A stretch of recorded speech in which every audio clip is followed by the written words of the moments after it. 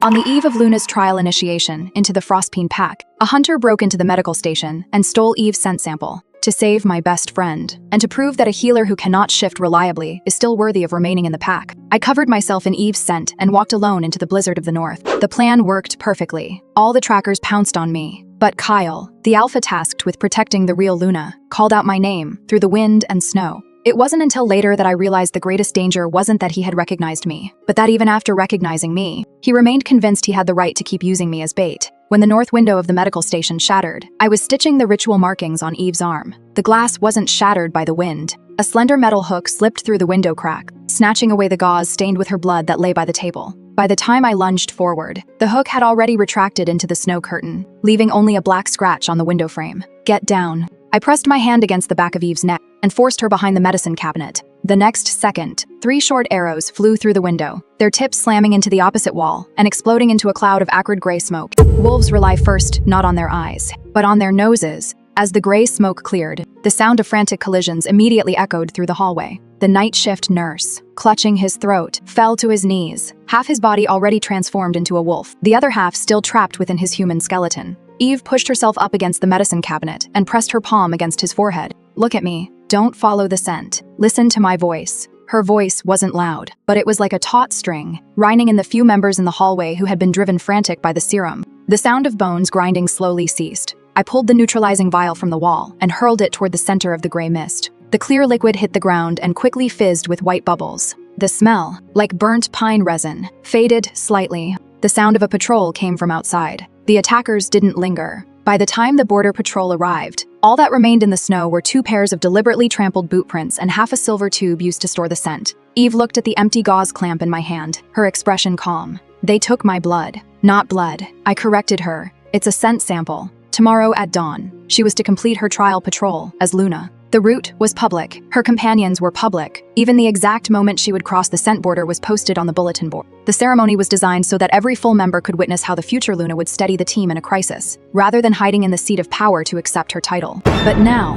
someone can track her from beyond the border. When Ron Merrick pushed open the door, snow still clung to his shoulders. He first checked Eve's injuries, then looked at the silver tube in my hand. "Snowfield hunters," he said. I looked up. How did they know about the blind spot by the north window of the medical station? Ron didn't answer. He just tossed the silver tube into the evidence box. "Kyle will look into it. The station is closed tonight. All scent potions are to be stored in the warehouse, and no one is to use them without authorization." He was the head of the medical station, and the one who had taught me how to treat wounds since I was 16. I could pick out hemostatic vines and poisonous roots from a pile of frozen herbs. He taught me, guiding my hand 1 leaf at a time. So when he gave an order, I was used to listening first. But this time, I stared at the unfinished tattoo on Eve's arm and asked, "Is the ceremony canceled?" Eve spoke first. "No, it's not canceled." "Then that gives them an exact time to hunt us down. If we cancel the public patrol because of a single attack, every time I coordinate an evacuation in the future, people will suspect I'm only fit to stay in the safe house." She rolled her sleeve back to cover the wound. "We can adjust the route and increase the number of guards." Ron nodded.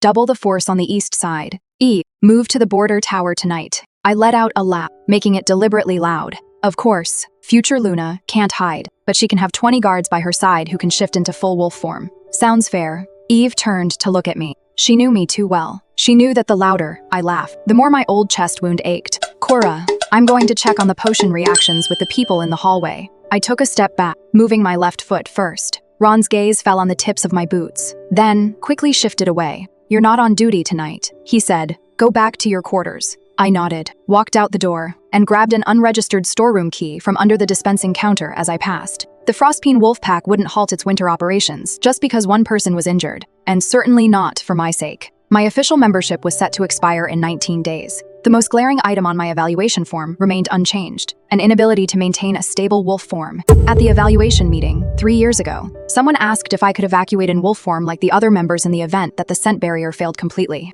I said I could, but on the training ground, I managed to stay in wolf form for less than 2 minutes before losing control of my hind legs and reverting to human form. My left ribs felt as if they'd been snapped out of my body. After that, I retained my medical position, but was labeled a low mobility member. This designation meant that once winter resources ran short, my fuel, meat, and shelter allocations would be recalculated. I had my own dwelling and income from potions, But my house was built within the scent boundary, and my winter storage quota was distributed by the wolf pack. Leaving Frostpeen wasn't as simple as walking out the door. Beyond White Ridge Snow Valley, there were no neutral towns, only hunters' trails and territories that wouldn't accept strangers from other wolf packs. I had to be useful, at least more useful than the resources I consume. That night, I didn't return to my quarters. I went into the medical station's underground storeroom, locked the door from the inside, and lit the bottom row of medicinal lamps. Eve's scent wasn't complex. Fur, sun-dried cattail leaves, and a hint of warm sweetness left behind by her innate soothing ability. The real challenge was keeping the simulant active for 6 hours in the blizzard without my scent pushing it away.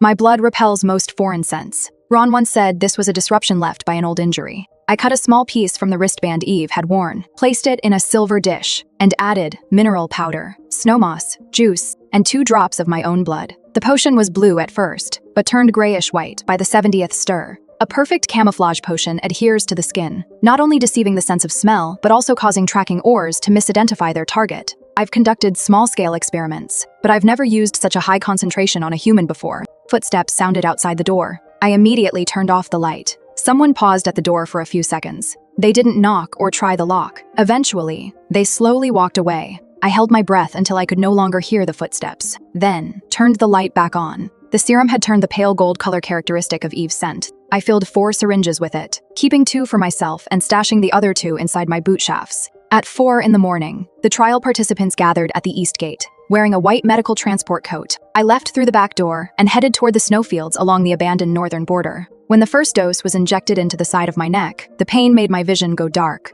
The scent wasn't a cloak draped over me. It burrowed deep into my veins, squeezing its way into every pore. My wolf thrashed violently inside my bones, as if recognizing something that didn't belong there. My shoulder blades bulged for an instant, then were forcibly pressed back by my human skin. I bit down on my glove, waiting for the spasm to pass. The wind was blowing from the southeast toward the North Valley. Good. The public party will cross the border through the snowy forest on the east side, while I'll leave Eve's scent along the northern route. As long as the hunters are carrying tracking ore, they'll see 2 paths. One is crowded and heavily guarded. The other has only a single Luna candidate with an unusually strong scent. The hunters will choose me. I smeared the second potion along tree trunks and rock edges, deliberately making the trail look hastily laid out. After walking 2 miles, the first flash of white light appeared behind me in the snowy mist. That was the reflection from the tracking ore when it found its target. Then came the second, then the third. The figures that had been faintly visible along the eastern forest edge all turned north at the same time. I stopped at the top of the slope and counted them. At least 9 people. The plan had succeeded even more thoroughly than I'd anticipated. A brief report came through my communicator from the eastern team. The test team has entered the first section of the border. No pursuers detected. I relaxed my clenched fist. Eve was safe. All that remained was to lead these people across broken spruce slope, then circle back via the old mine tunnel. The wind tunnels there blow year-round, enough to wash away most lingering scents. I had just taken a step when I suddenly heard the sound of wolf claws shattering the ice crust behind me. Fast, steady, not slowed down by the blizzard at all. I didn't look back. Instead, I quickened my pace. The next second, a voice cut through the wind and snow, landing precisely on my back. Cora, don't go any further. My left foot froze mid-step. In that instant, the first thing that came to mind wasn't fear. It was regret. The disguise I'd spent the entire night perfecting, one that had even fooled the Snow Plains hunters, hadn't managed to fool Kyle Arden. When I turned around, he was walking up the snowy slope, his black patrol jacket clinging to him in the wind. His right hand wasn't holding a weapon, but was pressed against his communicator. Team East needs you, I said. Team East has 12 patrol members. And Eve, I know. He stopped 3 steps away from me. This distance wouldn't make me feel cornered, yet would allow him to catch me if I suddenly collapsed. Kyle was always like this. Even his approach seemed calculated. I slipped my hand into my pocket and felt the remaining potion. You're mistaken. His gaze fell on my left foot. When you lie, you always shift this foot backward first. A lot of people do that. You speak faster when you're nervous. It's snowing heavily right now. I just want to get this over with. And, he said, looking at my face, your heartbeat is irregular. I instinctively pressed my hand to my chest. Ever since my old injury, my heart often skips a beat, then suddenly makes up for it with 2 extra beats. Ron said it wasn't life-threatening, but that I needed to be more careful during transformations. He couldn't possibly hear it through the wind. I laughed. Can an alpha really hear a heartbeat from 3 steps away? Then the evaluation committee should give you an extra fuel allowance. Kyle didn't laugh. A white light in the distance was getting closer. He glanced up and asked, how much did you use on yourself? A little. How many vials? 2. Is the formula stable? Kyle, they're after me. Eve's side is safe right now. I asked if the formula is stable. I was silent for a second. I don't know. His jaw tightened, but he didn't pick me up and carry me back as I'd expected. Over the communicator, the Northern Patrol reported, Hunter signal beacon detected, located behind Broken Fir Slope, possibly a supply point. Kyle looked at me. I suddenly understood why he hadn't taken me away immediately. The hunters had been lured out by me. A supply point that had been hidden for years, leaving traces only after attacks, had also been exposed. You want to follow me to find their lair, I said. I want to find out who's marking their routes inside the border. So now we have two options, he said, handing me a spare communicator. I take you back to the north gate, and the supply point disappears. Or we keep going, but I'll set the route. And whenever you say stop, we stop. The wind stung my eyes. This was the first time I'd heard him say, you say stop, but all I heard was the first part. If we kept going, we'd find the mole. I took the communicator. Let's go. Kyle stared at me for 2 seconds, then turned and started down the hill. I've thought back on that moment countless times since. He gave me a choice, but he didn't tell me that he'd been following me from the back door of the medical station. Nor did he tell me that the patrol had already noticed someone using my route to relay signals. He knew more than I did. Yet he let me say keep going with my own mouth, even though I could only see half the risk. At the time, I didn't think there was anything wrong with that. I even felt a sense of relief, almost foolish, that he hadn't stopped me right away. At least, he thought I was still useful. We headed north along the sloped fir. Kyle led the way. I was in the middle, and 2 patrolmen followed on the flanks. The hunters' white lights remained half a mile away, like a pack of beasts that had caught the scent of blood but weren't in a hurry to pounce. The supply point was hidden beneath a grove of fallen fir trees. First, we found 3 crates of rations, followed by a dozen or so canisters of scent disruptor and a snow-soaked map of the perimeter. The map marked the north window of the medical station, the ceremonial route to the east, and a red line leading to the old mine shaft. The end of the red line was exactly where I planned to evacuate. I crouched in front of the map, my fingers cold. They know I'll come here. It doesn't have to be you, Kyle said. It could be anyone carrying Eve's scent. They'll just drive that person into the mine shaft. What's in the mine shaft? Before he could answer, a patrolman on the flank suddenly let out a low growl. A gray metal canister rolled down the slope. Kyle kicked it toward the open area, and the canister exploded midair. It wasn't gray mist, but a colorless liquid that evaporated instantly upon hitting the snow. I didn't smell a thing, but Kyle and the 2 patrolmen all staggered at the same time. Their pupils dilated, and their canines bared uncontrollably. The young patrolman on the left dropped straight to his knees in the snow, his palms transforming into wolf claws that shattered the ice beneath him. Don't transform. I rushed over. This is a sensory reversal agent. You'll absorb it faster in wolf form. A hunter's crossbow bolt flew down from the top of the slope. Kyle stepped in front of me and took an arrow in his shoulder. As if he didn't feel a thing, he pulled out the arrowhead and tossed it into the snow, then spun around and slammed a charging hunter into a tree trunk.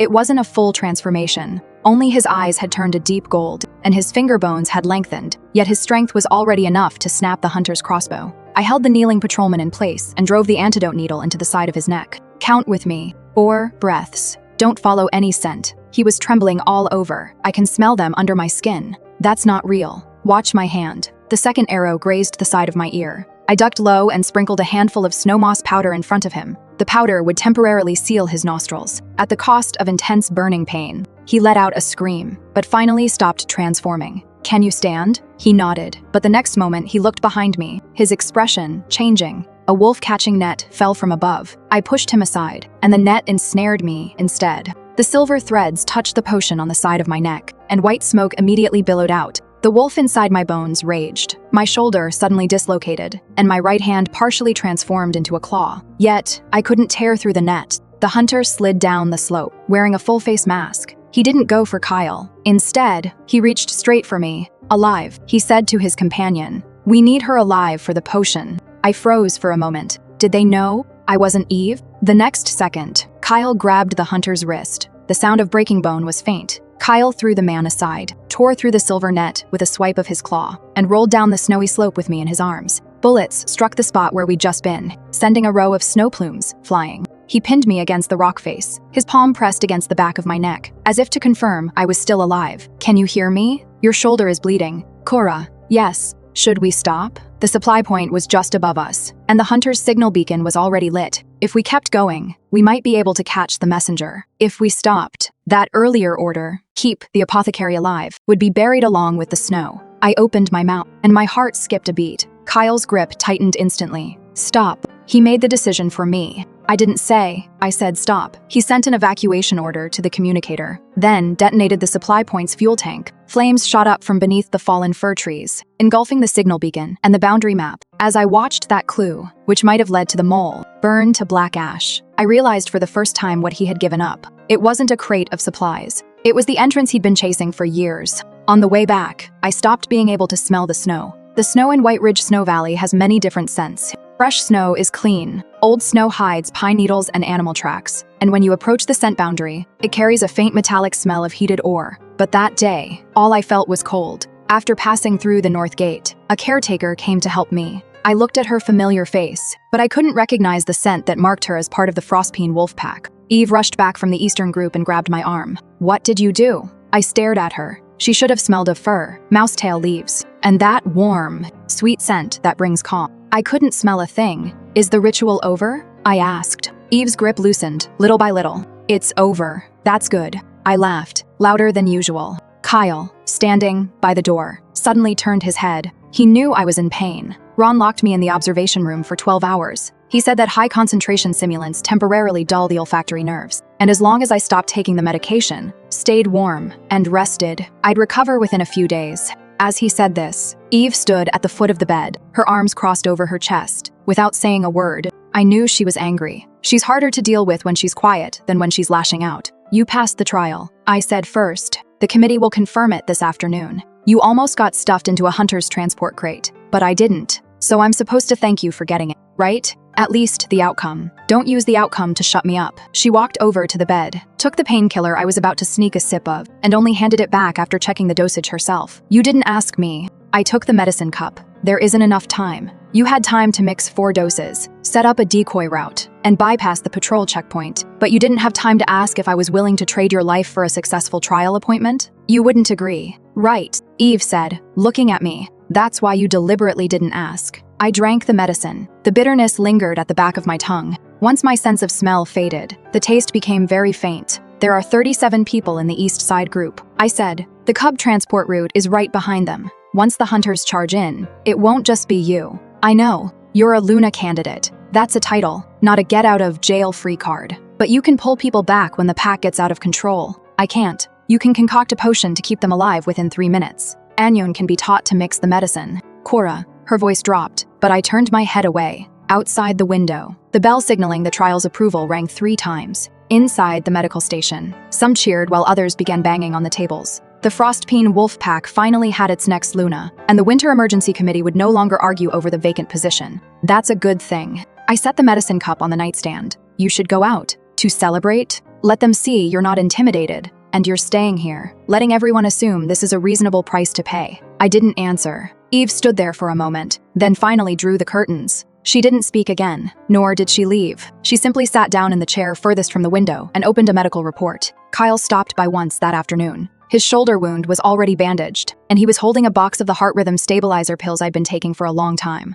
The box didn't bear the medical station's official markings. It had been taken from the border tower's personal stockpile. I glanced at Eve and stood up, preparing to step away from the observation bed. Where are you going? Kyle asked. To make room for you two to discuss the security trial assignment. Eve snapped the report shut. Sit down. Kyle and I looked at her at the same time. You two, she said. Don't use me as an excuse. Kyle wants to talk about security, so I'll go to the conference room. If Cora wants to avoid people, she can come up with a more honest reason herself. She left with the report, closing the door very gently. Only Kyle and I were left in the room. I unwrapped the heart rhythm patch and saw that the dosage was exactly the same as the one I used when my old injury flared up. Does Alpha's private stockpile have everything? I set aside a box when the patrol restocked last year. Why? Because you're always forgetting to bring yours. I smiled. Is this special treatment for low mobility members? Kyle didn't pick up on my joke. You can't smell me, he said. My hand paused. Ron said it'll go away. How long did he say? 3 to 5 days. And if not, then I'll just have to learn all over again. I shoved the medicine box into the drawer. Werewolves don't die immediately just because they lose their sense of smell. Is that what you thought out on the snowfields? 2? What? Losing my sense of smell was an acceptable price to pay, because Eve was more important. His tone remained calm, yet it stirred a sense of irritation in me, as if he'd seen right through me. Are you here to scold me, or to bring me medicine? Neither. Then why are you here? He was silent for a moment. To check your heartbeat. I looked up. Kyle stood by the door, keeping his distance. His hearing was keener than that of ordinary members during partial transformation, but right now he was fully human. "Stop scaring people with this," I said. "You can't hear it. It's 87 beats. Her M in mute now. It was 94 when you mentioned Eve just now." I instinctively counted 2 beats. It was off. Kyle looked away, as if reluctant to keep pressuring me like this. "Get some rest. I'll submit the North Front report myself. Don't include the serum formula in the report." "Why?" "Unauthorized use on humans will affect your qualification assessment. You did use it without authorization, but the serum saved the patrol officer. I'll write it up. That's enough." I thought he'd agreed to cover for me. The second attack happened 2 days later. My sense of smell still hadn't returned, but Ron allowed me to return to the compounding station, though I wasn't permitted to handle high-risk serums. The medical station was restocking its hemostatic kits for the blizzard season. The floor suddenly shook. The alarm on the north side didn't go off, but a loud crash came from below as a metal cabinet toppled over. "The archives," I said. Ron came out of his office, his expression changing. "Everyone stay upstairs and wait for the patrol." Another crash. The underground archives contained over a decade's worth of rescue records, lists of drug dependencies, and members' health restrictions. Once taken by the hunters, everyone within the scent perimeter who couldn't evacuate over long distances would become a clear target. I grabbed the neutralizer box. Ron blocked the stairs. "You're suspended from field duty. This is a medical station." "Cora, how many people are down there?" The on-duty nurse said. "2 archivists." I walked around Ron. He grabbed my wrist, not too tightly, but with no intention of letting go. "You can't tell friend from foe by scent right now. Going down there will only cause trouble." I looked at him. "Then, don't let me rely on my sense of smell." I shook off his hand and headed down the stairs. The lights downstairs were already out. In the darkness, I could hear rapid breathing and the sound of paper being torn. The hunter didn't touch the medicine cabinet by the entrance, nor did he go to the treatment room Eve had once used. He headed straight for the old mission archives at the very back. They were looking for something. I opened the neutralizer box, took out 3 pressurized canisters, and rolled them down the left-hand corridor. After the canisters hit the wall, they sprayed a thick, odorless mist. It made no difference to me, but for the hunter, who relied on scent to find his way out, it was like suddenly being blindfolded. "East!" I shouted into the darkness. The archivist knew it was a false lead and immediately ducked into the west side fire compartment. The hunter, however, followed my voice toward the east corridor. I pulled down the isolation door. The heavy iron door slammed shut, trapping the 2 hunters inside the old storage room. There was no second exit inside, only a ventilation shaft that had been out of service for years. A third person lunged out from behind the filing cabinets. I couldn't make out his mask. I only saw the short knife in his hand. In the past, I would have first smelled the scent of metal oil and nervous sweat, but now there were no clues at all. I stepped back, my left foot bumping into a fallen filing cabinet. The blade grazed my shoulder. I grabbed the archival chain lying on the floor, wrapped it around his wrist, and, using the weight of the filing cabinet, yanked him hard. He lost his balance and slammed his knee into the corner of the cabinet. I poured the remaining half bottle of neutralizer into his mask. He screamed and clawed at his face. "It's not poison," I said, panting. "It just stops you from smelling anything." When the patrol arrived, 2 of the 3 attackers were restrained, and 1 lay on the ground. But the filing cabinet at the far end had been pried open, and dozens of old records were scattered in the slush. I crouched down to pick up the documents and spotted a familiar code. C-17-004. That was my old medical ID number. Instead of border evacuation incident at the top of the page, there was a faded black stamp, substitution, mission. My fingers froze. The subsequent pages had been neatly torn out, leaving only a single line of medication records. Memory suppressants. For 7 consecutive days. What's that? Eve came down from the top of the stairs. I flipped the paper over. An old file. She saw the code number and snatched the paper right out of my hand. Ron came down right behind her. He glanced at the document, then bent down to pick it up, moving faster than usual. An emergency code from the old days, he said. It was discontinued 15 years ago. Why was this code used for my boundary incident? I asked. That evacuation involved scent transfer. Everyone carrying another person's supplies was categorized under the same record. What about the memory suppressants? You were in a constant state of mania at the time and couldn't sleep. The medication was to prevent your transformation from spiraling out of control. Why was the back page torn out? Ron looked at the captured hunter. You should ask them. He had a point. It made so much sense that I couldn't find a way to immediately refute it. He placed the document in an evidence bag and added, "You entered the restricted zone without authorization today and used a high-concentration neutralizing agent. You also failed to accurately report the side effects of the experimental drug from last time. Cora, your license review is in 19 days.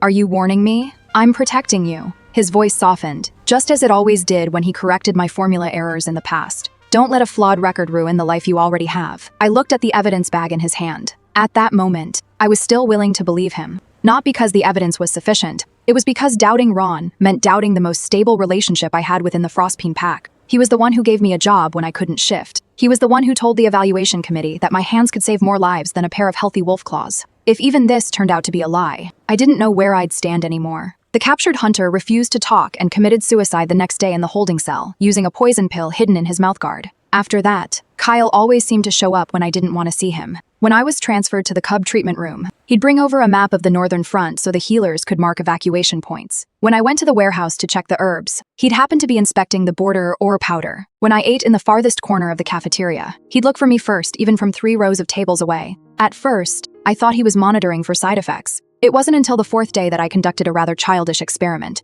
Eve was in the conference hall, completing her pre-appointment public hearing for the Luna position. I slipped on the coat she'd just taken off and sat behind a screen. Eve, meanwhile, put on my medical cape and stood by the door. We were similar in build, and the room was filled with the sense of more than 20 other members. For wolves, clothing and position are enough to cause a momentary misjudgment. Kyle pushed open the door and walked straight toward the screen without pausing to look at Eve. "The wound on your shoulder has split open," he said. I looked down and noticed a trickle of blood seeping from the stitches. "How did you know it was me?" "You instinctively shield your left side when you sit down. Eve could be injured too. She wasn't limping today." I pulled my coat collar up. "What about the scent? It's not yours. So what did you go by?" Kyle stopped in front of me, not reaching out to touch me. "I've never tracked you by your scent." The conference room was noisy, but I heard that untimely, heavy thud in my chest. He heard it, too. I could tell from the look in his eyes. "Do you remember every former Old Wounds member this clearly?" I asked. "No. Is it because I was on your evacuation team back then?" "No, not that either." He answered so quickly that I didn't know what to say. Eve walked over from the doorway and took her coat back. "You two can talk as long as you like, but Cora, your emergency qualification review is this afternoon." I froze. "Isn't that in 19 days? Ron submitted the risk report this morning." She handed me a notice. The report listed everything in detail: unauthorized production of simulants, concealment of side effects in humans, unauthorized deviation from ritual routes, entry into a restricted archive area, and use of a neutralizing agent that could damage records. Every single charge was true. Once the emergency review is initiated, my medical privileges will be suspended immediately. If my credentials are revoked, I have 30 days to move out of my residence within the border and find another wolf pack willing to sponsor me before the end of winter. A blizzard is currently cutting off access to White Ridge Snow Valley. This isn't just a disciplinary action. It's forcing me out of the only place where I can survive. The review took place in the public council chamber. Ron sat at the medical desk, looking less like the accuser and more like a teacher forced to state the facts. "Cora's technical abilities are undisputed," he said, "but the use of high-risk agents is a personal decision that endangers everyone who relies on the medical station. She cannot maintain her transformation consistently. Her evacuation capabilities are limited, and if she loses control during a mission, she'll require additional team members to rescue her. We cannot ignore the process just because the outcome was fortunate." Some nodded. Others stood up to say that I had saved a patrol officer on the Northern Front and protected an archivist during the second attack. The debate quickly turned into the kind I knew all too well. She's useful, but she's also expensive. She's saved lives, but she might need to be saved herself. No one was trying to humiliate me maliciously. They were simply weighing whether a small community could continue to support me. That was harder to refute than insults. The member presiding over the review asked me, "Do you admit to all the violations?" I looked at the member contract on the table. As long as I signed a voluntary 1-year suspension, I could keep my residence until the end of winter, but my medical position would be given to someone else, and my eligibility for the next application would start from provisional member status. I picked up the pen. Eve stood up from the gallery. "She can't sign it." The chairperson frowned. "Candidate Luna has no right to answer on behalf of the person under review. I'm not answering for her. I am the protected party in this mission, and I request to make a supplementary statement." Eve walked to the center, looking first at me, then at everyone else. "Cora entered the snow plains in my name. She thought this would protect me, but she didn't get my consent. She was wrong." My grip on the pen tightened. "Eve, don't interrupt me." Her voice wasn't loud, but the council chamber slowly fell silent. She was wrong, not because she wasn't strong enough, nor because she needed rescuing. She was wrong to decide on everyone's behalf that her life could be placed on the lighter side of the scales. I wanted to laugh it off, to diffuse the tension, but no sound came out. Eve looked at me, her eyes dry, her tone even steadier than usual. "You can't say I'm your family and then decide to make me carry the burden of your death for the rest of my life." The tip of the pen drew a black line across the paper. "I don't want to die," I said. "You've just factored death into your list of acceptable outcomes." If the Eastern Squad, I'll take the risks that come with my position. The patrol members will take the risks associated with the missions they've agreed to. You can propose a plan. You can ask us to choose together, but you don't have the right to make everyone safe at your expense and then call it love. I stood up, the chair legs scraping against the floor. Then what do you want me to do? Do nothing and wait for the hunters to storm the squad. I want you to treat us as people who are qualified to make decisions alongside you. She took a step closer. And treat yourself as someone who is qualified to refuse. The old wound in my chest suddenly throbbed with pain. Just then, Kyle submitted the operational log for the Northern Front. The log confirmed that my judgment had allowed the Eastern Trial team to avoid the ambush, and that the antidote had saved the patrol members. The moderator announced a 48-hour suspension of the review, pending the results of the investigation into the old files and the Hunter supply point. I should have breathed a sigh of relief, but on the first page of the operation log, I spotted a timestamp. 4:07 a.m. confirmed that Cora Ver left through the back door of the medical station, carrying Eve Lane's scent. 4:19 a.m.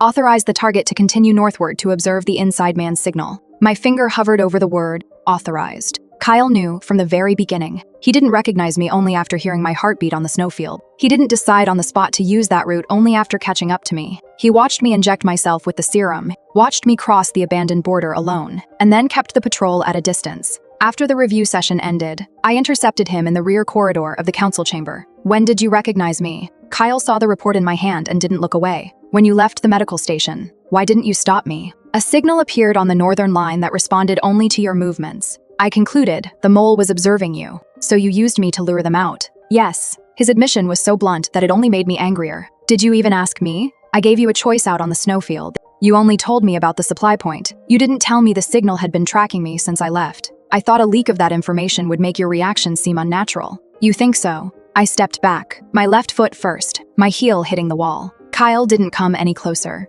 Cora, I was wrong. Not so fast. I said, just because you can recognize my footsteps, my heartbeat, and my wounds doesn't mean that statement can end this for me. He fell silent. You knew exactly who I was, and you knew I'd taken an untested drug. Yet, you still let me keep going. I believed I could control the distance. I had flanking units in place. I expected to evacuate you before the hunters closed in. And then they used a serum you'd never seen before. Yes, you almost lost control. Yes, what if that net had taken me away? Kyle's Adam's apple bobbed. It won't happen again. I laughed, this time without deliberately raising my voice. You're still saying you can guarantee it. He closed his eyes briefly. It was the first time I'd seen Kyle not immediately come up with a solution. After a long while, he placed the Northline archive key on the windowsill and took a step back. It's up to you whether the investigation continues. You can take the key, or you can ask me to destroy the existing tracking plan. Whichever you choose, I'll give you the complete information. Is this some kind of compensation? No, he said.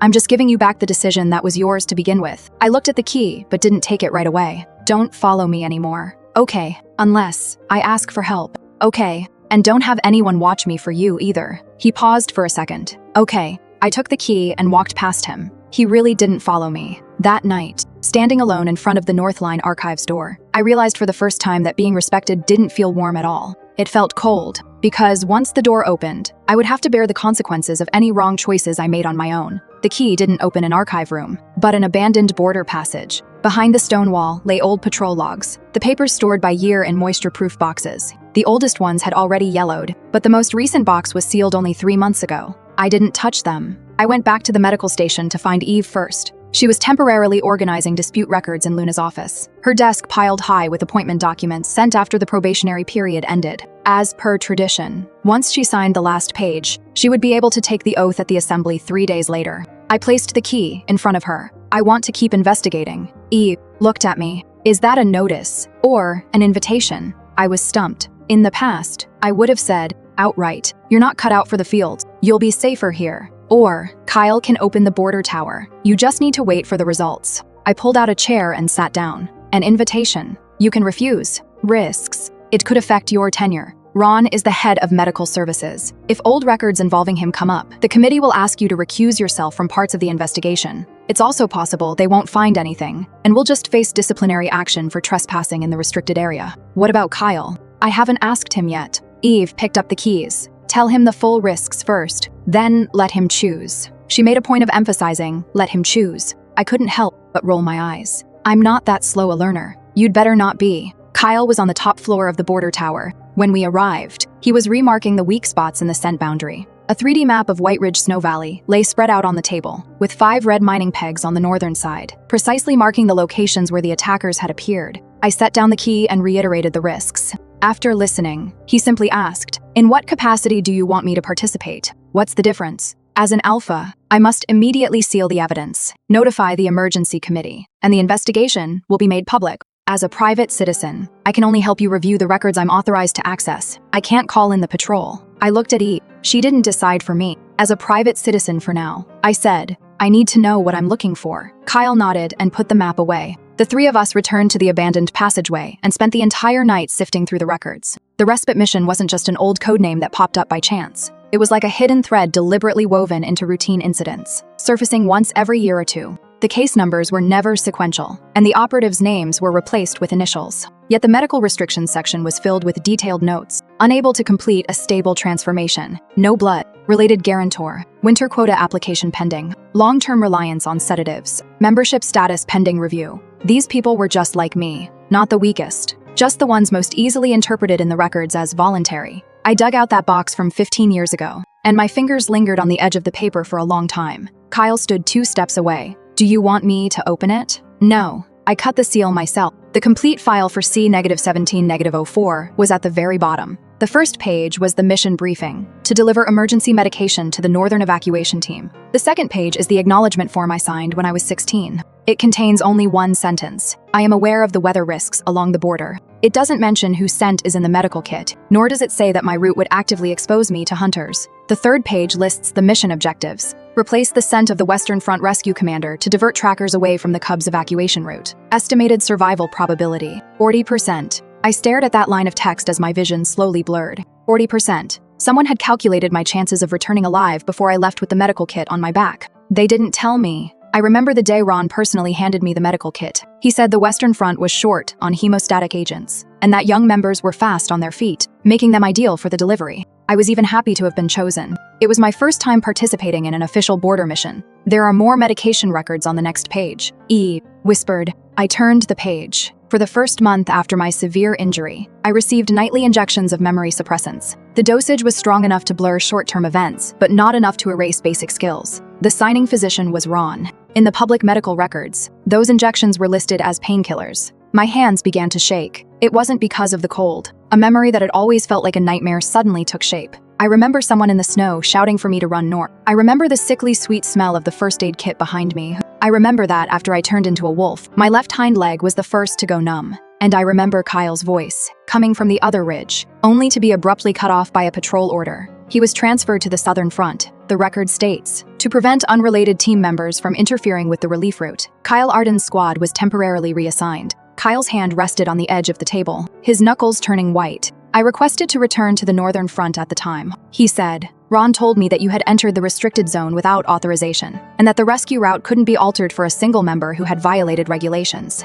So even that statement was the same. I wasn't capable enough. I acted on my own. I held others back. For 15 years, everyone, including myself, has used the same set of explanations for my injuries. Eve dug up other case numbers. Over the past 15 years, a total of 23 people have been assigned to the substitute mission. 9 died, 6 went missing, and 8 survived. According to the survivors' records, 5 of them were administered memory suppressants. I recognized one of the names. He's now in charge of maintenance on the north side. He's missing 2 fingers on his left hand. The Wolfpack has always called him the old Avalanche hero, but the records state that he was told to repair the border mine post that year. Yet he actually carried the mixed scent of an entire patrol team. Does he know? I asked. "We can't assume," Eve said. "We have to ask if he's willing to look at the records. We shouldn't just throw the truth in the victim's face. Ask first." I closed my eyes briefly. Okay, before dawn, we found another set of ledgers tracking the movement of medicinal supplies. Before every debt repayment mission, the medical station would receive extra snow moss, mineral powder,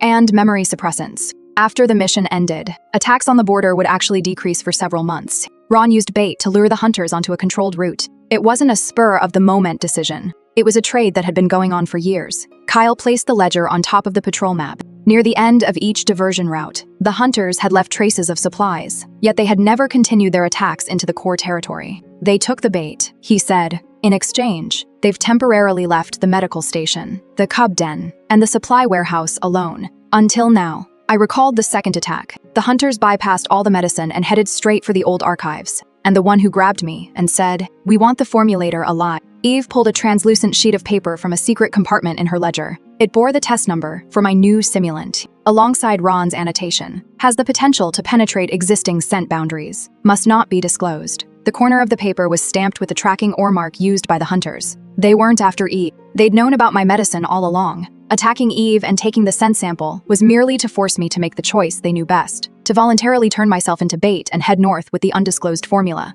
I was the one who was forced beyond the border, and I played along almost perfectly. Suddenly, the sound of a latch turning came from outside the door. Ron stood at the entrance to the passageway. He had no bodyguards and made no show of surprise. He merely glanced at the documents on the table. "Kyle gave you the key. I decided to open it," I said. "I know." Ron stepped inside, removed his snow-covered gloves, as if preparing for a long surgery. "These records aren't as simple as you think. The mission objective is written very simply." Eve pushed my file across the table. 40% survival rate. Agent unaware. 15 years ago, the hunters had already broken through the Western Front. The Young Wolf evacuation team had 64 members and fewer than 10 guards. If the trackers had continued east, how many would have died that day? "So you chose Cora," Kyle said. "I chose the route that would keep the most people alive." I didn't ask her. Ron looked at me. "You were 16 and eager to join a real mission. Even if I told you, you would have gone anyway, so there was no need to tell you. Anyon, who knows their bait will be afraid, and fear changes your scent. The plan would have failed." He spoke without remorse, only weariness. "The year I lost my partner, Frostpeen was holding a defensive line. We made sure everyone understood the risks and gave everyone the freedom to choose. The result was 47 bodies carried back. Even the medical station was nearly emptied. The reason you can talk about consent now is because someone preserved your right to speak during far worse times." I stared at him. "What about the memory suppressants? Every night after you woke up, you'd scream, unable to complete your transformation, repeatedly saying you'd caused the rescue team's deaths because you told me I'd trespassed. Would you feel better if you knew you were the chosen decoy? At least, that's my memory." A crack finally appeared in Ron's composure. "Cora, I gave you a new job. I defended your eligibility when the committee questioned you. I didn't send you back to the border. What about this time?" I asked. "How did the hunters know my simulant number?" He fell silent. "Did you give them your research?" "I only gave them early data, just enough to keep the deal going. They wanted the complete formula, so I put your experiment on hold. Then they used Eve's scent to force me to come out myself." Ron looked at me, and for the first time, I saw something in his eyes I couldn't bear. It wasn't disgust. It was regret. Like a doctor looking at a tool that's bound to break but can still be put to use. "The fact that you came back alive means the plan is still under control," he said. I took a step back. This time, it wasn't a lie. It was just my body moving away from him before my mind could. "You really think you protected me? I made sure you still had a place even after you could no longer maintain your wolf form. You were the one who destroyed my wolf form first. The hunters did it. You're the one who sent me right into their hands." The corridor was so quiet you could hear nothing but the soft crackle of the wick burning. Ron put his gloves back on. "Hand over the files. The emergency committee will handle it. Cora, your vetting isn't over yet. Don't let yourself lose your last line of protection." That threat still held weight. If I released the documents now, the medical station would grind to a halt immediately, and old cases would trigger a flood of complaints. During blizzard season, any administrative chaos could cost lives, and Ron held my prescription records, my housing guarantee, and my complete medical history. The old me would have handed over the documents. I looked at Eve, then at Kyle. They were both waiting for my decision. No one answered for me. "I won't give them to you," I said. Ron didn't try to persuade me any further. He just nodded once, as if confirming a diagnosis, then turned and walked away. At noon that day, the 5 mining pillars along the northern border went dark simultaneously. The disaster bell rang 7 times. An emergency report came in from the border tower. The northern repair team was under attack by hunters. An avalanche had struck the East Valley. The Cub transport convoy was stranded halfway up the mountain, and the scent barrier was failing completely. By the time we arrived at the command center, Ron was already standing in front of the main map. "Seal off the northern passage," he said. "Concentrate the ore powder on repairing the eastern line. We can still hold the core settlement." On the map, the marker for the northern repair team was flashing. That team consisted of 14 people, most of whom were temporary members, those with old injuries, and candidates awaiting qualification, including that repairman missing 2 fingers. Under emergency protocols, once the passage is sealed off, they'll be removed from the rescue list. All resources will be redirected to the core territory, leaving them to navigate the hunters' blockade and avalanche zones on their own. Their chances of survival won't be much higher than mine were 15 years ago. Kyle stood at the command console. "We won't seal it." Ron's voice remained steady. Alpha's duty is to save the most members, and not to strike members from the list. The Cub transport convoy has 48 people. I'll open 2 rescue routes simultaneously. You don't have enough patrol officers. Then we'll call for volunteers. Ron raised his hand and projected a report on a pharmaceutical incident onto the public screen. My name appeared at the top. An unauthorized new simulant disrupted boundary recognition. 2 attacks on the medical station were linked to the research leak. The northern signal was activated using code C, -17, -04. This boundary collapse wasn't caused by the old system. Ron told the members in the command center. Cora created a dangerous agent capable of penetrating the boundary without authorization. The hunters exploited her code. Now we must secure the core area first, then investigate who's responsible. Someone turned to look at me. I tried to distinguish their scents, but I still couldn't smell anything. The intermittent voice of the maintenance team came through the communicator. North corridor, receiving a shutdown alert. Please, confirm, have we been abandoned? No one in the command center answered immediately. Ron reached out to press the shutdown button. Kyle grabbed his wrist. Neither of them had shifted, yet the metal around the table slowly warped beneath their palms. I deny this request under Alpha authority. Kyle said, your authority comes from member support. Ron looked around. If you're putting 48 Cubs at risk for one rule, breaking healer and 14 low protection members, that support won't last forever. That was his real bargaining chip, not brute force. It was the survival numbers everyone feared losing. I watched the white dots representing the hunters' movements on the map and suddenly realized they weren't heading straight for the Cub transport convoy. They were chasing the scent left by the repair team, but the wind kept scattering it, causing them to retrace their steps. Hunters rely on scent. Ron also relies on them to act on scent. And now, the entire border of White Ridge Snow Valley is leaking scent. Failed ore pillars, bleeding, wounded, and patrols transforming. The wind tangles hundreds, even thousands, of scent trails together. It's a disaster for us, for those who place too much faith in tracking ore. It could also be a trap. Give me the wind direction map for Echo Valley, I said. No one moved. I walked over to the map and pointed to the narrow gorge on the north side. The hunters will enter from here. The ore will interpret the strongest scent as the main retreating force. If we create targets in all 3 wind corridors at the same time, they'll scatter, Ron said coldly. Your drug has already caused the boundary to collapse. The boundary wasn't compromised by the serum. Extinguishing all 5 mineral pillars simultaneously requires internal access. We can check the operation logs later. I looked at Kyle. I have a plan, but it's not an order, and I won't be going myself. He didn't press for details. Instead, he asked, what are the risks? Participants will be exposed to high concentration scent samples and may lose control temporarily. The deployment points are inside the hunter's perimeter, and will have only 12 minutes to evacuate. Once the neutralizing agent is detonated, I might permanently lose my sense of smell. Eve walked over to my side. What do you need me to do? Maintain the emotional stability of all participants. You'll be exposed to mass panic, and overusing your abilities might cause you to temporarily lose your voice. Got it, she said. I shook my head. Don't answer now. Look at the full route first. I pulled up the wind direction map and marked each deployment point, evacuation, exit, and failure scenario one by one. Then, I contacted the northern maintenance team. This is Cora Vera. Ron is preparing to seal off your passage. I have a reverse induction plan that requires the maintenance herbs and scent samples you're carrying. But participating will increase your risk of exposure. You may refuse. Refusal will not affect your rescue priority. There was silence on the other end of the communicator for a few seconds. The missing-fingered maintenance worker spoke first. Do we know what our role is this time? I looked at the volunteer hero title on his file. Yes, you're not bait. You're the ones setting the trap. You'll verify the route, and anyone can withdraw. Will the passage remain open after we withdraw? Kyle pressed the all-channel button. Yes, whether you participate or not, the north corridor will remain open. One by one. Voices came through the communicators. I'm in. Send me the map of the east wind exit first. My legs can't handle a 12-minute run. Give me a spot closer to the exit.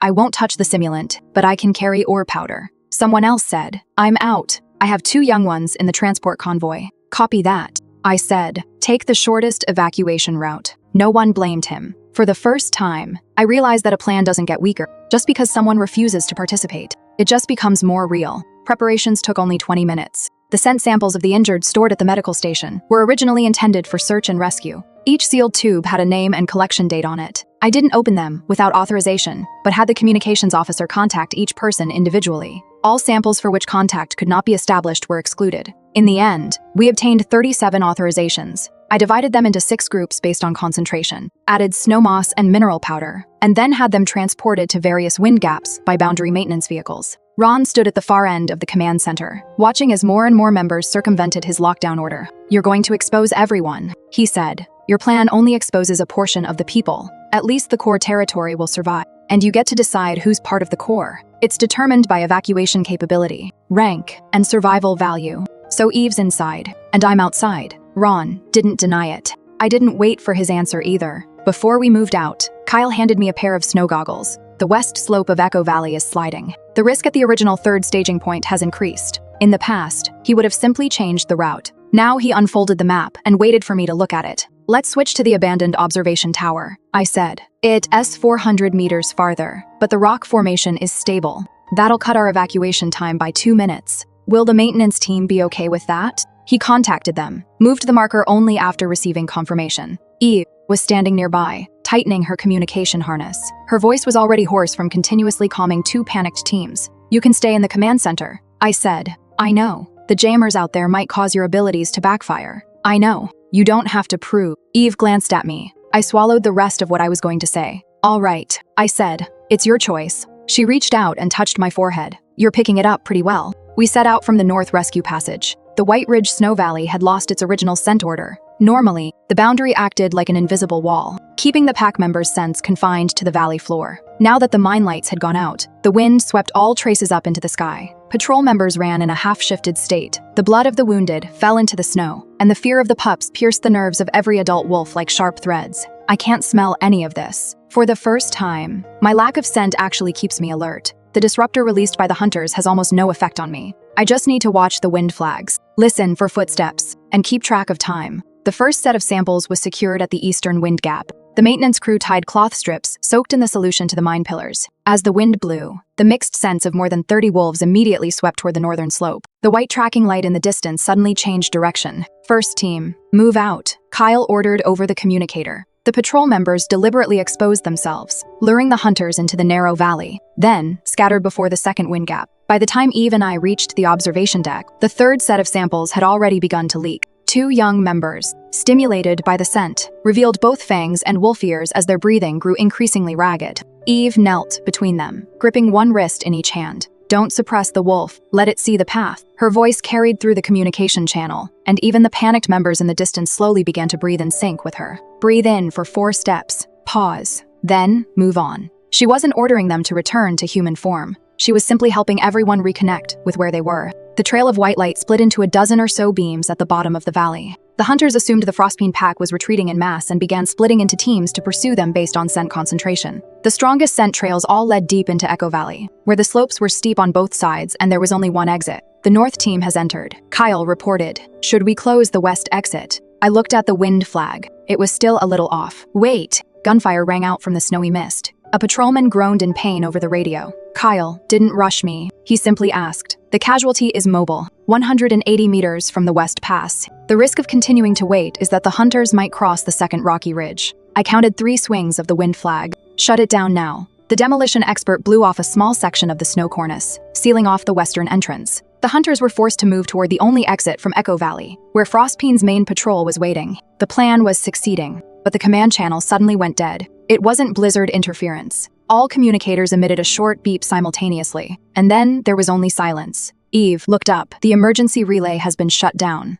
Only 3 people have the authority to do this. Kyle, Eve, and Ron, the head of medical and disaster response systems. Kyle is outside, and Eve is right beside me. A low hum of the mining pillars activating came from below the observation deck. I ran to the railing and saw that mining pillar North 5, which had been deactivated, was suddenly overloading in reverse. It wasn't repairing the boundary. Instead, it was heating the ore vein inside the mountain. He's going to trigger an avalanche, I said. Eve's face paled. We still have people in Echo Valley. Ron wasn't trying to kill the entire wolf pack. He just needed to bury the hunters, the maintenance crew, the low protection members involved in the plan, and me, the one with access to the old files. Afterward, he could write it all off as a boundary accident, just like 15 years ago. We couldn't warn anyone through the emergency channel, but Ron had forgotten one thing. 2 days ago, when he submitted the eligibility review materials, the Public Disaster Channel automatically linked my medical ID number. To prove I was a risk source, he granted C-17-04 incident access visible to all members. I connected my portable terminal to the old line at the observation deck. Eve immediately understood what I meant. Can you bypass the relay? I can't restore command. I can only upload files to the public channel. That's enough. I uploaded all the substitute lists, medication records, and route maps I'd copied last night. The screen prompted, "Publish supplementary evidence as the party responsible for the incident. Content cannot be retracted." I pressed confirm. Personal communicators throughout White Ridge Snow Valley lit up simultaneously. No command authority, no real-time maps, just my voice. "This is Cora Ver, medical IDC -17-04. Another explosion rang out in the distance. Fine cracks appeared in the snow on the ridge. I didn't have time to explain the past 15 years. I opened the list and began reading from the top. Aiden Noor, recorded as having voluntarily sacrificed himself on the Northern Front. Actual mission orders did not specify carrying the patrol's scent. Mira Sen, recorded as missing in a blizzard. Membership status under review 7 days prior to the mission. Devin Rick, recorded as a border hero, received memory suppressants for 11 consecutive days following his survival. There was a moment of silence over the communicator. Then, an aged voice cut in. "This is Devin." It was the maintenance technician missing 2 fingers. "I didn't volunteer," he said. "They told me the mining pillar was damaged and sent me to fix it alone." Another voice spoke up. "Mira was my mother. Before she left on her mission, she said she was just delivering food. Aiden didn't sign a high-risk consent form. I've seen his belongings. More and more channels were being opened. Some people read out their loved ones' medical ID numbers. Others admitted they'd also woken up with confused memories, and still others demanded access to sealed records." Ron reconnected to the channel, his voice cut off intermittently by the wind. "Everyone stay where you are. Releasing unverified old records now would cause mass panic. The breath-saving mission existed during extreme times to prevent even greater casualties. Then why hide them?" someone asked. "Why drug the survivors? Why are they always temporary members?" Ron raised his voice. "Because a head-on defense would cost lives. Do you think refusing to make sacrifices means you won't have to pay a price?" 15 years ago, there were 64 Cubs on the Western Front. If Cora hadn't lured the trackers away, they all would have died. Amid the wind and snow, many fell silent. This was the hardest part to refute. The danger was real. Those 64 lives were real, too. I clutched the communicator and watched the avalanche crevasse widen. "You didn't choose necessary sacrifices," I said. "You just chose the person with the least power to refuse every single time." Ron didn't answer. I continued. "The Northside maintenance team now has 14 members. Everyone knew the plan and the risks. 13 chose to participate, and 1 chose to evacuate. No one lost their eligibility for rescue because of it." Kyle's voice came through on the other end of the channel. He must have found the backup route. "By Border Alpha Authority, open all rescue channels. Any order to close them is null and void." Ron said coldly, "Your support is collapsing. Then let the members vote again after they survive." Kyle said, "Don't bury them now." Someone on the east side responded. "The transport team agrees to spare 2 guards to support the Northern Front." Next came the supply depot. "Release the backup snowmobiles." The doctor on duty at the medical station said, refusing to execute the order to delete the rescue codes for members with low protection. Ron's calculations, built up over many years, failed in the face of these specific refusals. But the mountain won't wait for us to fix the system. The overload at North Pillar 5 is nearing its peak. "Kyle," I said, "the avalanche is 4 minutes away. Have all the hunters entered Echo Valley?" 3 teams, at least 26 people. There's another team on the east slope. Guide the east slope team to the 4th scent marker. Have the main team retreat to the north exit. Your location, the observation deck." He paused. I knew what he was going to say. In the past, he would have ordered me to evacuate, or he wouldn't have told me the risks and would have rushed up himself to get me out. Now he asked, "Do you need rescue?" I looked down at the detonation line for the neutralizing agent. To completely disable the hunter's tracking system, all 6 points must be detonated simultaneously before the avalanche. The observation deck was the only location where detonation could be triggered manually. Ron had already shut down the remote detonation lines. "I do," I said, "but after the detonation, can you reach the observation deck in 2.5 minutes?" "Yes. The risk is that the snow bridge might collapse first." "I accept that. Don't arrive early." "Copy that." He didn't say "I promise." Yet, for the first time, I truly believed he would show up exactly when I said he would. Eve's voice was so hoarse it was barely audible. She was still holding the hands of 2 members who had lost control, sending her reassurances out over the public channel. I checked the 6 detonation wires. First point, East Wind Pass. Second point, Maintenance, Slope. Third point, Old Observation Deck. Fourth point, Echo Valley Entrance. Fifth point, North Exit. Sixth point, Boundary Reserve outside the medical station. The last point has the highest concentration. Once detonated, the entire valley will lose its traceable scent within a short time, including my remaining olfactory nerves. Ron knows this. Suddenly, his voice came through only on my private channel. "Stop, Cora. Did you restore the relay? I left a line open for you. To talk me out of it. To save you. Shut down the 6th point. The other 5 are enough to trap most of the hunters. The core territory will still retain its scent structure, and your sense of smell might return. Most of them. Some will always escape. Then we'll still know the locations of the medical station and the cub den. We can deal with that later. Just like before. Who do we send out? Ron's breathing was heavy. I never wanted you to die. You just accepted that I might die. For the sake of others. You wouldn't even let me know. The mountain rumbled. Only 30 seconds left on the countdown. Once you lose your sense of smell, Ron said urgently, you may never be able to shift into wolf form again. You'll lose your medical license and your ability to evacuate on your own. The committee won't protect you forever just because of today's victory. This was his final weapon. He knew better than anyone what I was afraid of. Afraid of becoming worthless. Afraid that all my relationships would vanish once I could no longer work, shift, or continue to take risks for others. I gripped the 6th detonator. That's for later, I said. I'll decide what happens then. I pressed all 6 switches at once. There was no massive burst of flame. The neutralizing agent first rose from the valley floor like a white mist, then was torn apart by the wind. All the white lights tracking the ore flashed frantically in the same instant, their directions shifting from 1 to 10, then 100, before finally going completely dark. The hunters' shouts echoed from Echo Valley. For the first time, they could detect no scent, but the Frostpeen Patrol had long since memorized the terrain and evacuation routes. Kyle ordered a reverse encirclement. Wolf howls rang out simultaneously from the north exit, the eastern slope, and the rocky ridges. These were not frenzied cries of attack, but the patrol's responses confirming their positions. The hunters fired into the blizzard, but their shots struck only echoes. Patrolmen lunged out from the shadows of the rock face, pinning them down in the snow one by one. I couldn't see the full picture of the battle. After the explosion, a searing heat shot from my nostrils straight up into my skull. I collapsed to my knees beside the control console, tears streaming uncontrollably down my face. My mouth filled with the taste of rust. Eve crawled over and grabbed my arm. I couldn't make out what she was saying. The snow bridge below the observation deck had snapped. Kyle hadn't arrived early. At the very last second of our agreed-upon time, he leaped onto the platform from the north-facing cliff face, half his body already transformed into a wolf, with fresh wounds on his shoulders and back. He glanced at me first, but didn't immediately pick me up. Detonation complete? I nodded. Can I move you? I hesitated for a moment, then nodded again. Only then did he pick me up. An avalanche came crashing down from the mountaintop. Kyle first pushed Eve onto the emergency zip line behind the observation deck, then leaped down while holding me. Just as we landed in the safety trench on the north side, a wave of snow engulfed the platform. At the very last moment, I saw Ron rushing toward the archive corridor from the direction of the command center, clutching a moisture-proof box containing old records. He wanted to take those names with him, but someone was already waiting at the corridor's exit. Devin stood in the snow, his mangled left hand clutching a repair hammer, with several other survivors of the relief mission behind him. Ron stopped in his tracks. Devin didn't hit him. He just said, "This time, we know you want us to stay."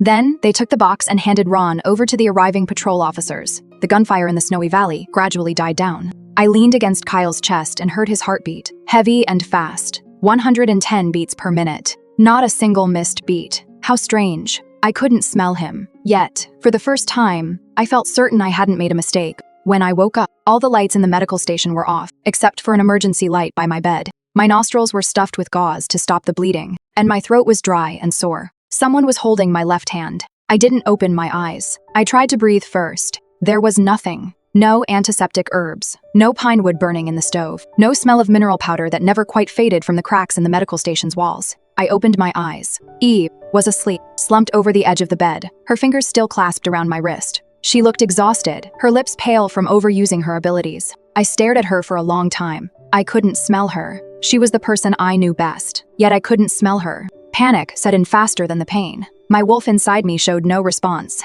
as if that part of me had been buried under thick snow. I took a deep breath, and the old wound in my chest immediately tightened. The monitor beeped sharply. Eve jolted awake and looked up at me. "Cora." I grabbed her hand. "What do you smell like?" She paused for a moment. "Tell me." "Fur, mouse tail, leaves, and that soothing scent you always say is too sweet." "I can't smell it." Only as the words left my mouth did I realize I was trembling. Eve didn't say I'd recover, nor did she tell me not to be afraid. She pressed my hand against the side of her face, then just recognized me like this for now. I felt the exhaustion beneath her eyes, and a small patch of frostbitten skin near her ear. What if I never recover? I'll say my name every time I walk through the door. That's stupid. Then you'd better get used to it soon. I smiled, but tears streamed down the side of my face. Eve wiped them away with her sleeve. "You're still my family," she said. "Not because you can smell me, and not because you walked into the snowfield for me. I closed my eyes. I'm sorry. I know. I'll ask later. I'll make a note of that. I heard very light footsteps outside the door. Kyle stopped at the doorway but didn't come in. Eve glanced at him. She's awake. I heard her. His voice was even quieter than usual. Eve got up, and as she reached the door, she turned back to ask me, should I let him in? It was a very small question. In the past, everyone would have assumed that since the Alpha had saved me, he had the right to check on me. They would also have assumed that with Kyle standing there, I should accept his concern. He himself had once assumed the same. I looked at his bandaged shoulder. Come in. Kyle walked over to a chair, 2 steps away from the bed. Can I sit down? Do you have to ask about everything now? I'm still learning what I need to ask. Sit down. He sat down, without touching me, without producing any mate marks, and without using his wolf instincts to force me to confirm his scent. There was a moment of silence between us. What about the hunters? I asked. 21 were arrested, and 5 escaped before the avalanche, but they didn't take the tracking ore or the boundary map with them. Patrols are clearing the outer routes. The repair team, all 14 are alive. The members who withdrew from the plan reached the Cub transport convoy first and helped them clear the eastern ski run. Ron? He's been stripped of his medical privileges and is awaiting a public hearing. The old files are now in the custody of the interim oversight group. What about my status? Kyle looked at me. The review is still active, but the suspension has been extended until you can attend. My heart sank. He didn't say, I'll make sure you stay. In the past, I would have expected those words. The Alpha would stand before the committee, declare me a hero, and all problems would naturally disappear. But that would just shift my fate from Ron's decision to Kyle's. Fine, I said. I'll attend on my own. I know. Another moment of silence. Kyle rested his hands on his knees, as if afraid that any sudden movement might cross my boundaries. Cora, you don't need to recover first to earn my staying. I looked at him. That sounds like a confession. It is. Terrible timing. I know. I don't want to enter into any partnership contract right now. Okay. And I don't want to pretend what happened on the snowfields is over just because you saved me. Okay. Is that the only word you can say? Kyle finally gave a faint smile. Do you allow me to say anything else? I thought for a moment. Not for now. That's good. He really didn't take another step forward. I stayed at the medical station for 11 days. My sense of smell hadn't returned, and my wolf form hadn't appeared. After Ron was detained, 3 doctors took over my treatment together. They had to explain the ingredients and risks of every medication to me before I signed off on it. The first time someone placed a syringe in front of me and waited for me to say, go ahead, before injecting it into my skin. I stared at the needle for a long time. It turned out that informed consent wasn't just a document signed retroactively after an incident. It could occur in every interaction, no matter how minor. So minor that almost no one noticed it. Eve completed the Luna oath during my hospitalization. The ceremony wasn't postponed, nor were she and Kyle placed together. She stood in the center of the public council chamber, accepting an independent position contract, responsible for group stability, medical coordination, and dispute mediation, a 3-year term, subject to recall by a member vote. She may not be overruled by the Alpha. Some people still whispered among themselves about why they hadn't formed a political partnership. When Eve heard this, she answered directly during her first public QT, because I don't want to. That was the end of it. After taking office, she established an emergency oversight committee, with seats allocated to patrol, medical, maintenance, childcare, and general members. Devin accepted the maintenance seat. The first time he sat in the council chamber, he placed his hand, missing 2 fingers, on the table, no longer hiding it in his sleeve. Ron's public trial lasted 3 days. He neither denied the diversion plan nor begged for mercy. He submitted casualty figures from every past attack, proving that, in certain years, the decoy routes had indeed spared the core residents from attack. This made the trial very difficult. If he had lied solely for the sake of power, everyone could have easily hated him. But he once worked 40 hours straight during the coldest winter, saved many children, and taught me how to perform my first surgery with trembling hands. The good deeds a person has done do not erase the harm he causes later, nor does that harm automatically erase the people he saved in the past. Ultimately, the committee permanently revoked his medical license and emergency privileges on charges of tampering with medical records, concealing mission risks, implementing a decoy operation without consent, illegally using memory suppressant, shutting down emergency communications, and attempting to trigger an avalanche. He will be transferred to a neutral detention station beyond the scent boundary to face a trial conducted jointly by multiple wolf packs. Before sentencing, he requested to see me one last time. I refused. Not because I no longer cared, precisely because I cared. I knew I was under no obligation to give him a farewell that would put his mind at ease. My eligibility review was reconvened 1 week after my discharge. This time, Kyle did not sit beside me. After submitting his report as head of North Line operations, he withdrew to the gallery. Eve, in her capacity as Luna, also recused herself from the final vote. My list of violations was still on the table. Unauthorized production of a simulant, concealment of side effects, and unauthorized deviation from the mission route. These actions don't automatically become acceptable just because I saved lives later on. The moderator asked me, "Do you admit to these charges?" I admit them. How can you guarantee you won't bypass medical protocols again? I didn't go to suspend my contract, like I did last time. I can't guarantee.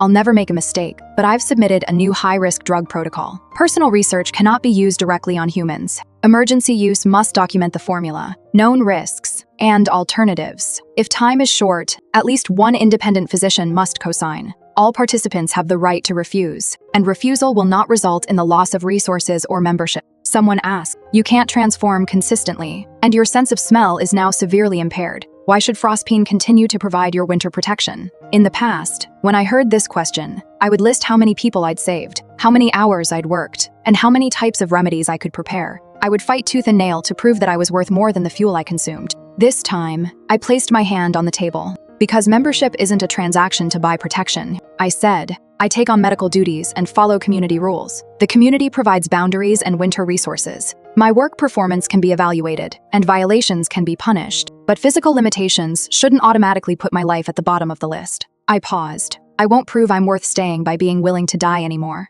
And you can't ask me to do that either. There was no applause in the council chamber. Some people looked down to review the evaluation criteria again. Others whispered with the members beside them. Still others remained frowning. Now this felt like a real decision. In the end, the vote passed to retain my full membership, and my medical privileges were restored after I completed new safety training. My penalty was a 6-month ban on conducting high-risk pharmaceutical experiments independently, and I was required to undergo a review overseen by the supervisory committee rather than Ron personally. On the same day, the Frostpeen Pack abolished the substitute service system. Full information must be provided for high-risk missions, and members may refuse them without losing their housing, quotas, or eligibility. Member evaluations no longer prioritize stable shapeshifting as the primary criterion. Instead, professional competence, personal limitations, and actual duties are reviewed separately. When the rules were written into the public covenant, Devin stood beside me. 15 years, he said, just to write down those 3 words. May refuse. That's too long, but it's written down now. Toward the end of winter, I returned to the medical station.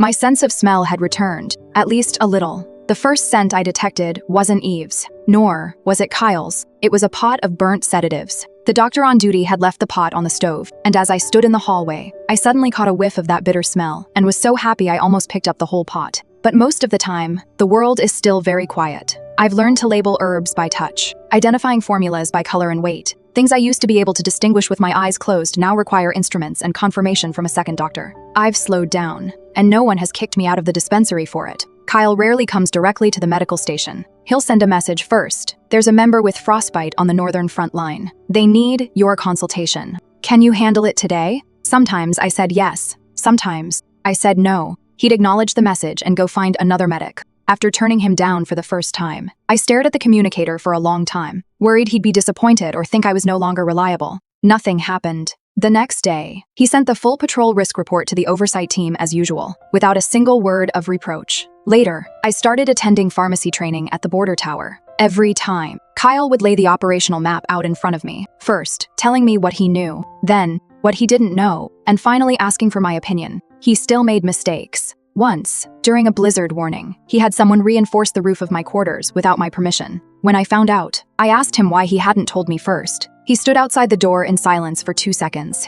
then handed me the tools. Because I thought you'd say it wasn't necessary. I probably would have, so I was wrong. The roof's already fixed. The cost will be deducted from my personal allowance. Ask me next time. I leaned against the doorframe and watched him. You're not exactly a quick learner. Eve isn't breathing down my neck anymore. I laughed out loud. This time, my chest didn't ache. Months later, as the first spring snowmelt fell, I went to the border tower on my own. Kyle was calibrating the new mining pillar on the top floor. Hearing footsteps, he said without turning around, "The 3rd floorboard on the left is loose." I walked around to him. "How did you know it was me?" Footsteps. It could have been Eve. She wouldn't stop on the last 2 steps of the staircase to catch her breath. It could have been Devin. He'd knock on the door with his repair hammer first. Kyle turned around and saw the contract box in my hand. For the first time, his composure visibly faltered. I placed the box on the map table. "Don't worry, I'm not here to take orders." I know, nor is it because membership requires your endorsement. No one's membership requires the Alpha's personal endorsement these days.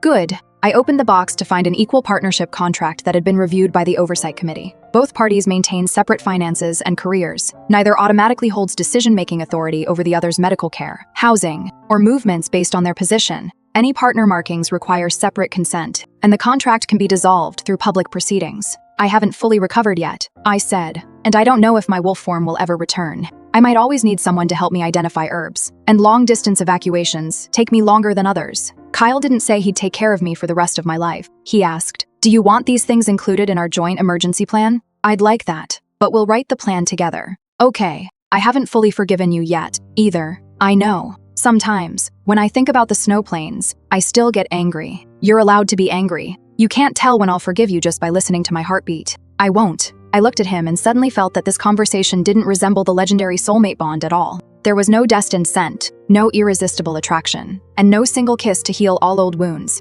There were just two people standing on opposite sides of the table, laying out all the facts that might embarrass each other. But I really liked it. Kyle Arden, I said. I choose you. He didn't reach out right away. Can I hug you? Yes. He walked around the table and pulled me into his arms. I couldn't smell his familiar scent of pine and snow. I only caught a faint hint of metal, perhaps from the mine supports, perhaps from the buckles on his jacket. But my ear was pressed against his chest. His heartbeat was steady, one beat after another. The mate bonding ceremony was scheduled for the day the spring boundary was reactivated. Eve presided as Luna, and Devin witnessed on behalf of the oversight group. No one announced that I had been chosen by the Alpha, nor did anyone treat me as a replacement for Luna. We simply confirmed individually before all the members, voluntary, informed, and revocable. After the ceremony, Kyle walked toward me. There were too many scents around me. I still couldn't distinguish each person's, but his footsteps slowed 3 steps away from me, waiting for me to look up first. I heard that familiar heartbeat. I've always wanted to ask, I said. That first time on the snowfield, how did you actually recognize me? Kyle looked at me. That day, you were cloaked in Eve's scent, wearing a medical transport jacket, and even deliberately taking a route that wasn't like you. So first, I heard you breathing heavily on purpose to mask the pain. Then I saw your left foot shift back when you were lying. I raised an eyebrow. What about the heartbeat? I heard that last. How long have you been remembering this? 15 years. Snow fell from above the reborn scent boundary, touched the faint glow of the ore, and melted away silently. I took his hand. Don't get it wrong this time. Kyle tightened his grip, but didn't pull me in any direction I hadn't chosen. I've never gotten you wrong.